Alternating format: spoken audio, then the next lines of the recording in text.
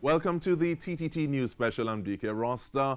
In a week that sees retail stores being allowed to open, conversations about school reopening physically for some, it is hard to envision a complete return to a paradigm experienced before COVID-19.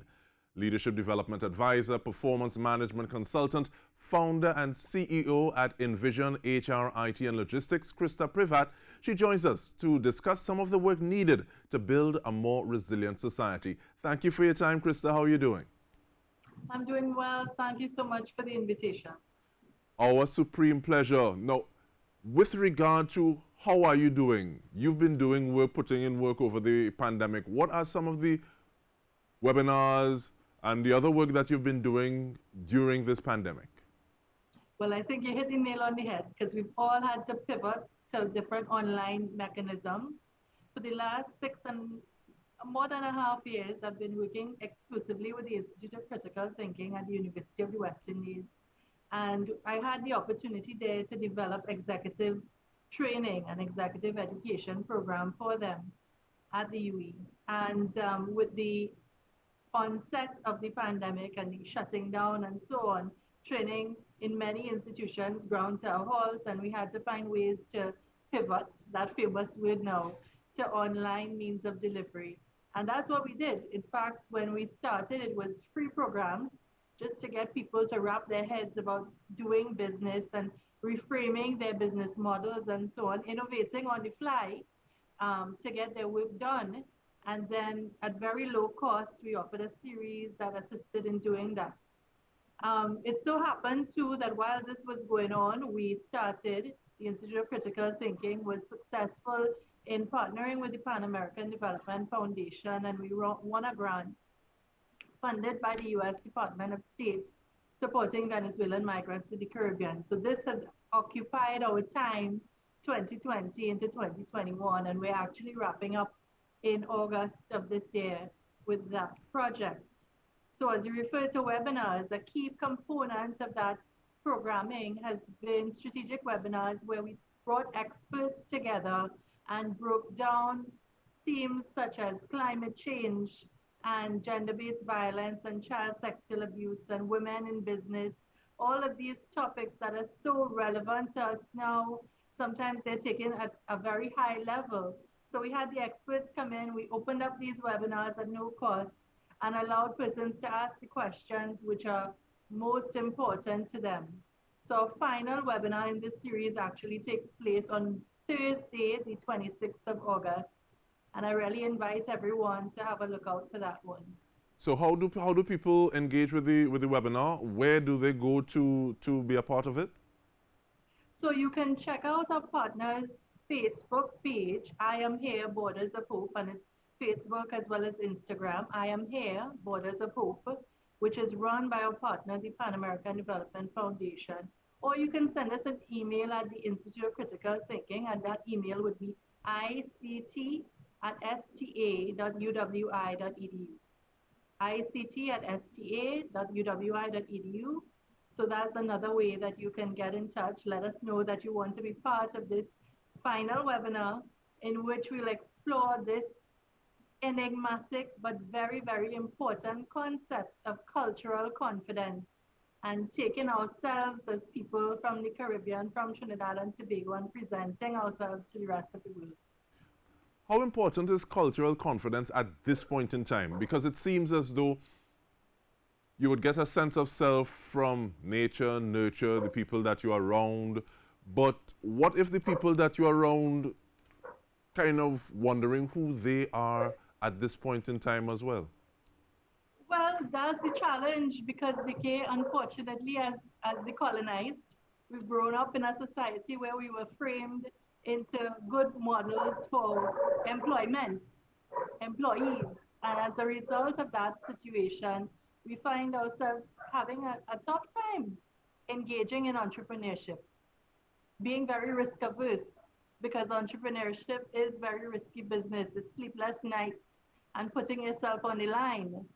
So, an essential part of this is to understand and identify and appreciate who we are as people. And that comes from appreciating everything about us. And that's the whole concept of cultural confidence. And I would encourage everyone to have a listen to the esteemed and honorable Mia Motley of Barbados, who actually spoke to the issue of cultural confidence for us as Caribbean people and highlighted the fact that even in the face of the things that we have gone through and the challenges that we have as a society in the Caribbean and, of course, here in Trinidad and Tobago, we do have an important contribution to make and something that is interesting to the rest of the world.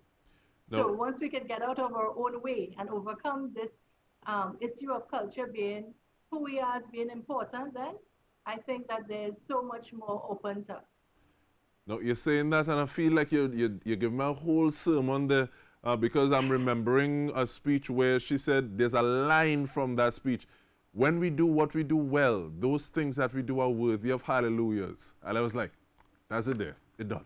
Pause, raise, and that, indeed, indeed.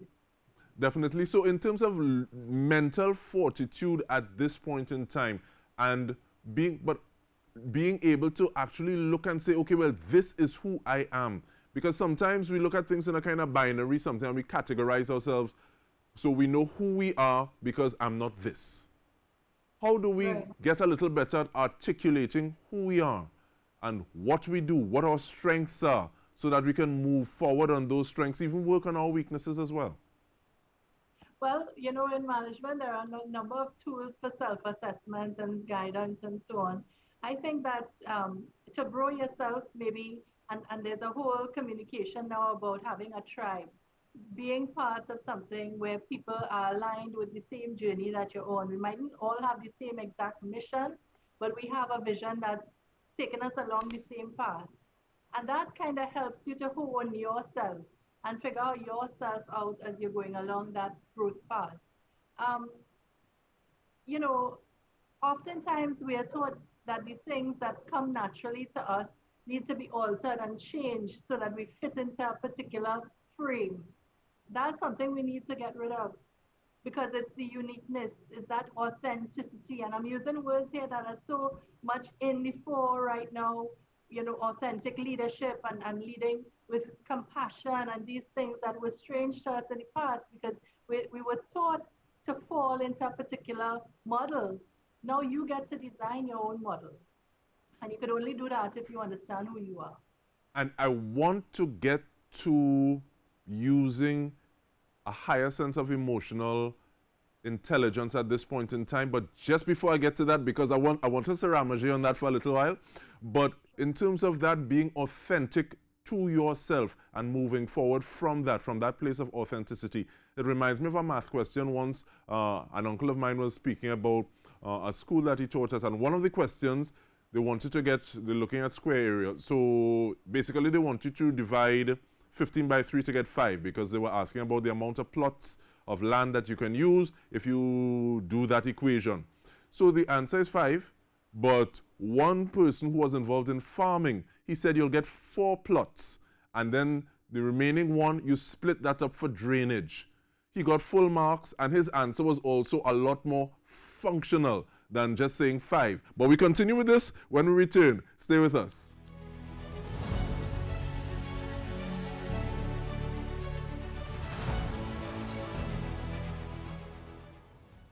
Welcome back. We are sipping all the tea with Christa Prevatt. Thank you for making the time once again, Christa. Now, in terms of that emotional intelligence, how do communication skills, emotional intelligence, collaborative management kind of gain prominence right now in terms of or bolster more traditional sort of traditionally espoused leadership traits like physical strength, assertiveness, even dominance? How do those quote-unquote soft skills come into play at this point in time?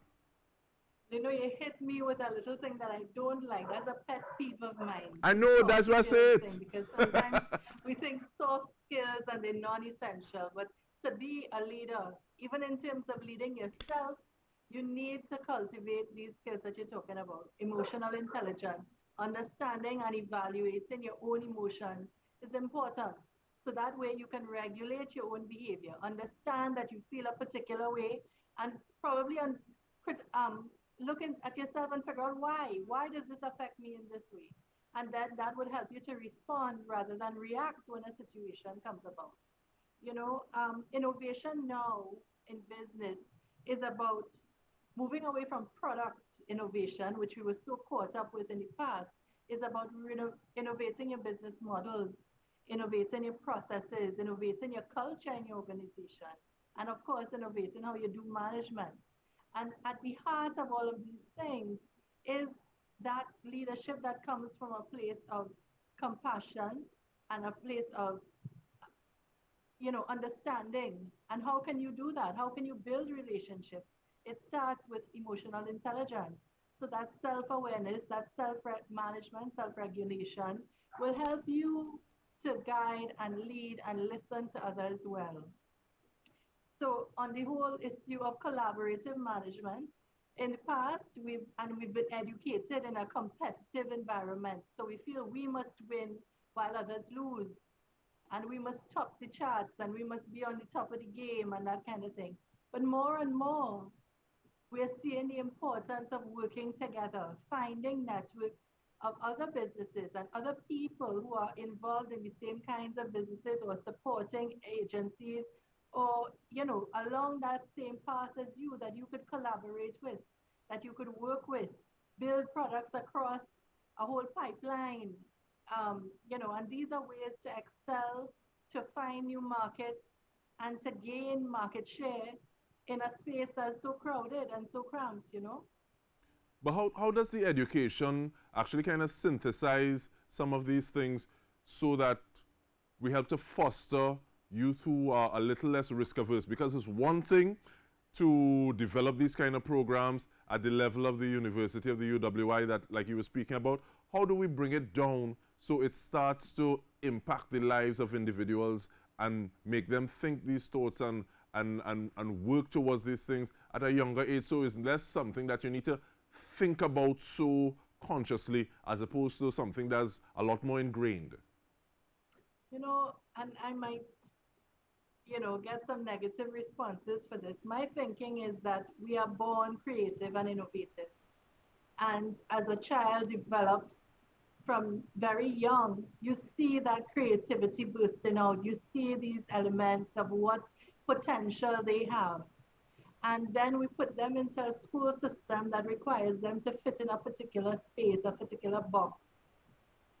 And that creativity becomes something that is punished. That child who talks too much is punished for talking too much. The one who likes to write outside the lines is punished for that.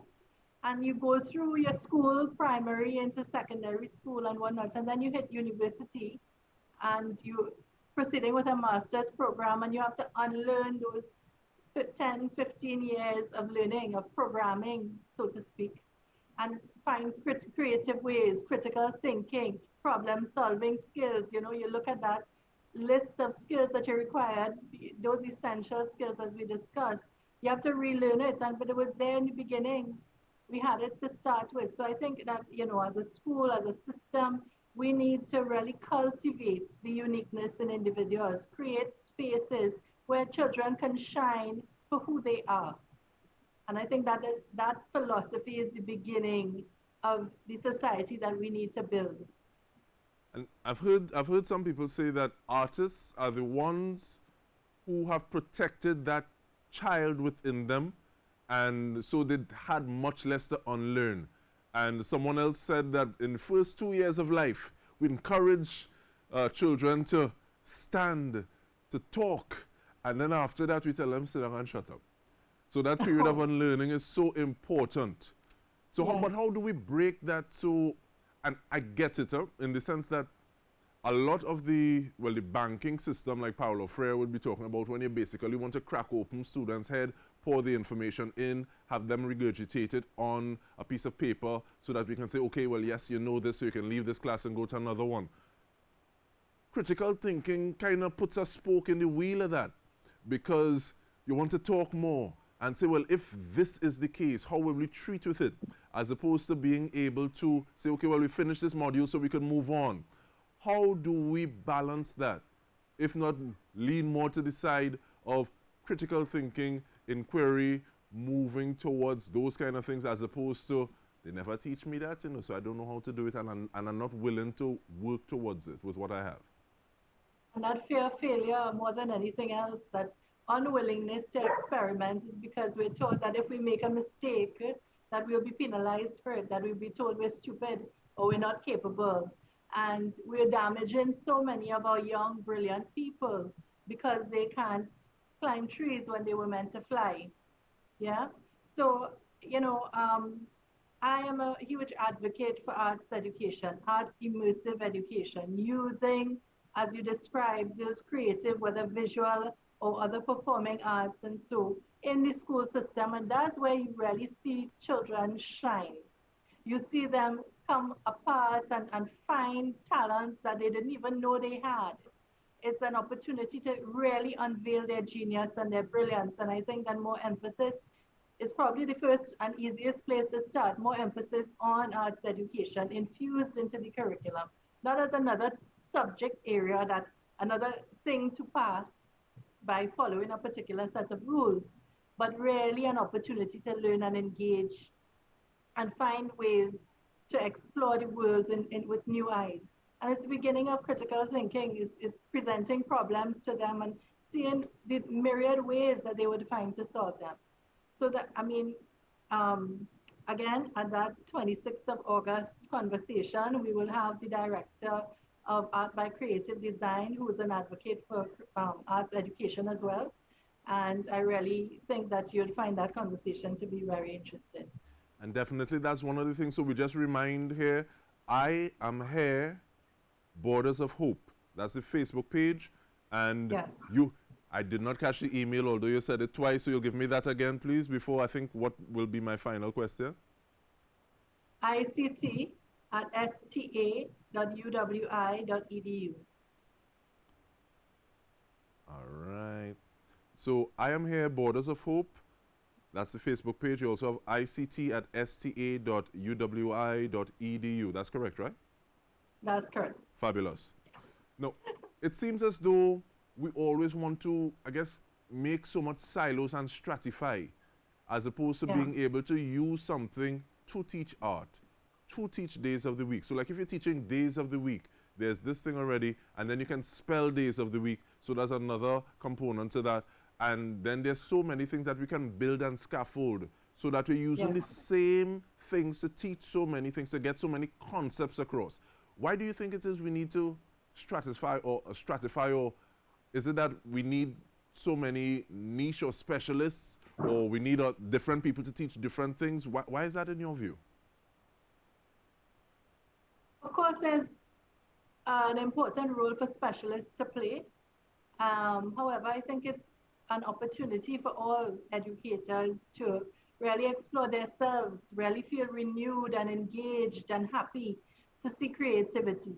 And if you have an opportunity to take you away from that whole burden of having to deliver curriculum and finish a certain amount of lessons within a particular time alone, and you have that chance to be creative in the classroom, that so much more learning and development can take place. And we want to thank you so much for your time. I don't know why we took so long between one conversation to the other, but hopefully that is not the issue on the next one. But thank you very much, Christa Prevatt, for making the time. And on behalf of the entire news team, we want to thank you for tuning in to the TTT News Special.